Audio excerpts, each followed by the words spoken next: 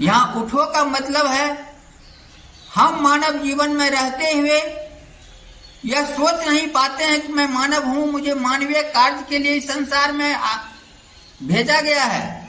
हम इस संसारिक कार्य में फंस करके मानवीय कार्य की जो गुणात्मक बातें हैं वह भूल चुके हैं, पतित हो चुके हैं।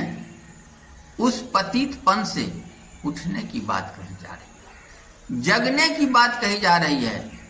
उसके भीतर जो चेतना है, उसके भीतर अर्थात इस संसार के सभी मानव के भीतर आत्म शिव की उपस्थिति है, लेकिन उन्हें एहसास नहीं है। उसे एहसास कराने के लिए उस समय भी उस महामानव मनीषी संत स्वामी विवेकानंद ने जगाने के तौर पे कहा था कि उठो, जागो। मतलब तुम मानव हो, मानव नहीं भी हो, वैसी स्थिति में मानव बनने के लिए उठो, जागो, एहसास करो कि तुम महामानव हो, तुम संसार के सभी कार्य को कर सकते हो।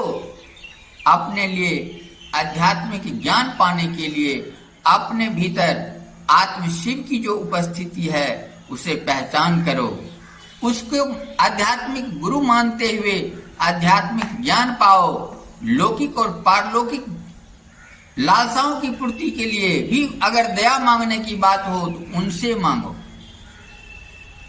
और इस तरह अंतिम मानव जीवन के 4 लक्ष्य, धर्म, अर्थ, काम और मोक्ष, यानी चौथा लक्ष्य मोक्ष की प्राप्ति के लिए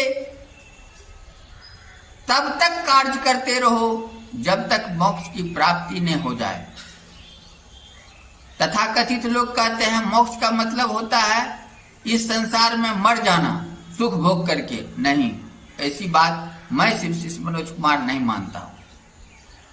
मोक्ष का मतलब होता है अपने गुरु आदेशित कार्य को करते हुए गुरु के आवश्यकता अनुसार, गुरु के निर्देशानुसार इस संसार के भौतिक जगत में जो उपलब्ध संसाधन है उसको भोगते हुए, लौकिक कार्य को करते हुए गुरु के कार्य को करना, गुरु के आदेश पर इस संसार से बाहर विविध ब्रह्मांड में जिस तरह